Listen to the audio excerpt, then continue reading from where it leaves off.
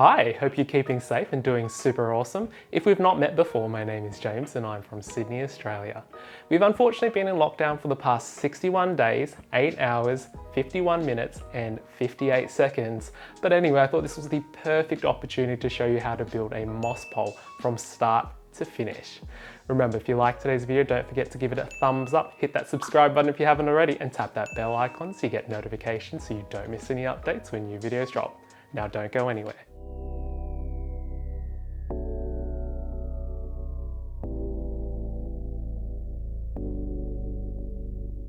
So to be honest, I've been putting off this moss pole build for the longest time simply because it is such a tedious exercise to do.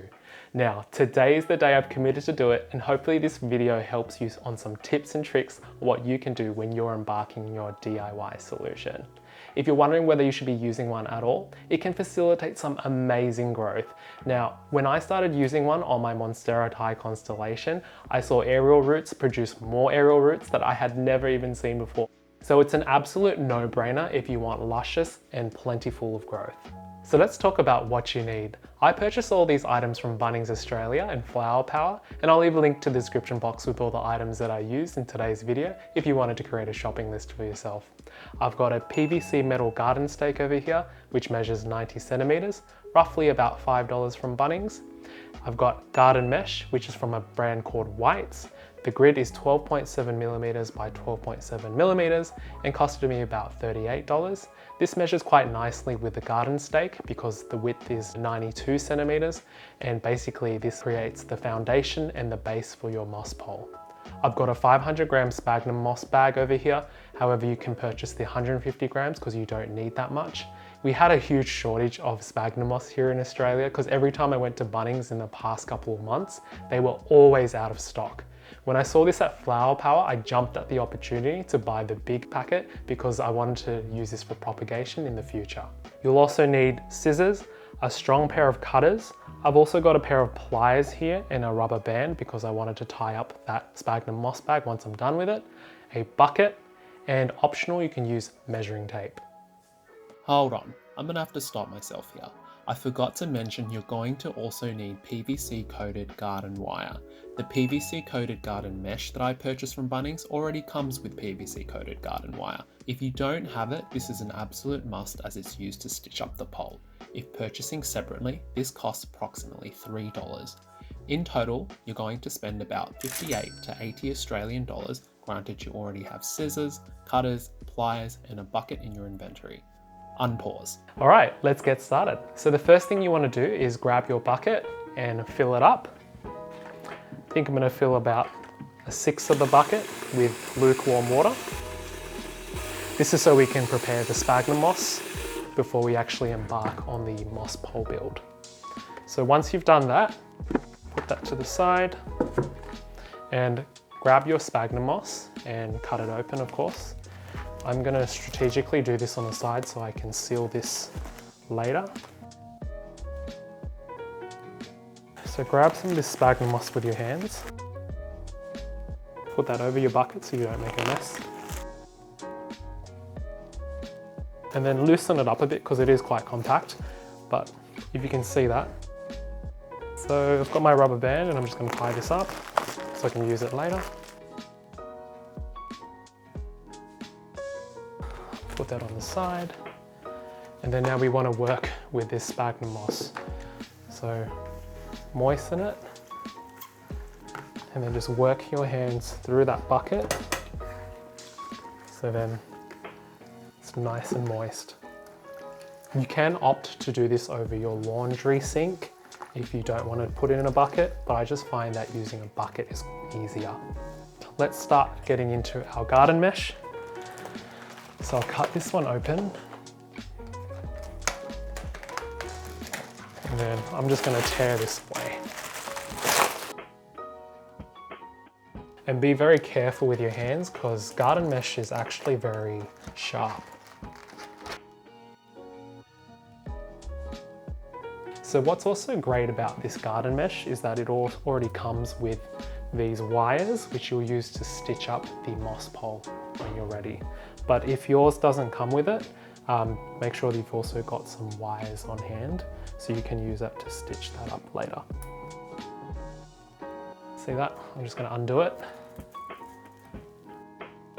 So when I was first making moss poles, I cut myself on these edges because it's very pointed.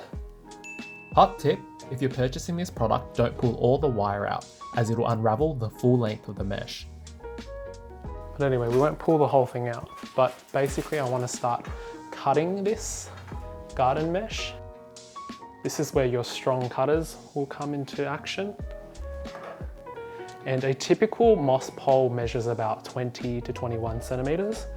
So if you really wanted to measure that, you could measure this from the ends, basically cut that grid from that length. So I'm gonna do a guesstimate because I want mine to be a bit bigger. So you want to try to fold it, sort of massage and shape it the way you want it. Grab your strong pair of cutters and then start cutting it down all the way.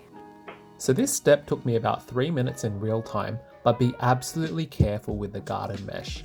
As iterated before, this is sharp.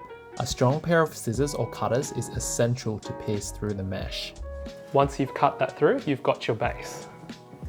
All right, now I'm just going to fold it and curve it again to how I like it. Hot tip, shape it to how you like it. It can be circular or oblong, it's up to you. So once you've shaped that, you can start stuffing it with the sphagnum moss now. This is why I'm doing it over my sink. But basically, this is all pre-moistened, and you don't want to just put that directly in, but here, I'm going to grab that moss and then squeeze it and wring out that excess water. Okay, wring that out and then start stuffing it. Start putting it sparingly throughout that garden mesh. Squeeze and then stuff it again.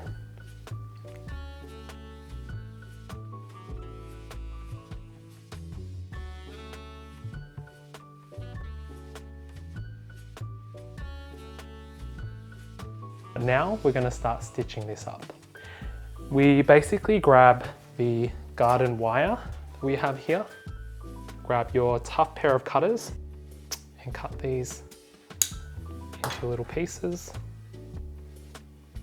These will thread into the moss pole or the garden mesh, and then you tie these around.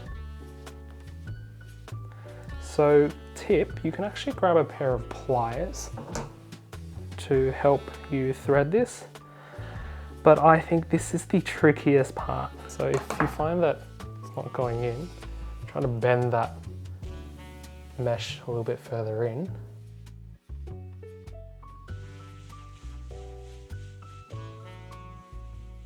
And honestly, this is the toughest part, and the part that I hate the most is stitching it.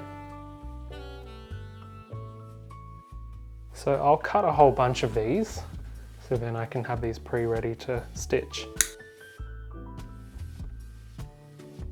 Okay, so what you want to do is grab that wire, thread that through, fold it, grab a pair of pliers, and then try to twist so the ends can stay firmly in place. So here, twist. Okay, so this footage is sped up 2,000 times. In real time, it took me about 10 minutes to finish. This is the hardest part of the build. Two options here. As mentioned, you can use your pliers to clamp the wire ends and twist, or simply use your hands to tie the wire. After you're done here, you can grab the ends of each of the stitch points and rotate it inwards towards the moss so that the finish looks tidy. So once you've done stitching it, you've pretty much got yourself a moss pole. Now, if you want to increase the stability, this is why I've got a garden stake on the side, and then you basically just stitch this on top This allows it to increase the support and the stability of your moss pole. That's optional of course, but if you feel like this is sturdy enough for your needs, then by all means, skip the next step. Here you're going to need to cut a few more wires that are a couple centimeters or inches in length, and using the same stitching method, tie this around the stake and the wire and twist the ends. I just used my bare hands in this case and went a little ham and tied about 7 wires, but I've got poles that have survived on 4 ties to the stake, so it's up to you. When you're done, you want to go back and rotate those ties inwards to give it a nice finish. Make sure you place your pole in the bottom of your pot so that it's sturdy, and fill your pot up with your desired substrate. Ta-da! And you've got yourself a moss pole. If you made it to the end of this video, I just want to say thanks so much for watching. I really appreciate it. If you liked today's video, don't forget to give it a thumbs up, hit that subscribe button if you haven't already, and tap that bell icon so you get notifications so you don't miss any updates when new videos drop. Did you like this sort of content? Do you have any suggestions on what I could make? Feel free to shoot them in the comments section. I would love to hear from you. Now on to plant bants and rants. Stay safe. Welcome to Plant Rants and Bants, where I showcase some cool, funny, or interesting plant content that I find online. Story of my life. People around me be announcing that they met someone, get engaged, or they're pregnant. Meanwhile, I'm over here asking people if they want to see my plants. Follow this closely up by, sorry, I can't. I have plants this weekend.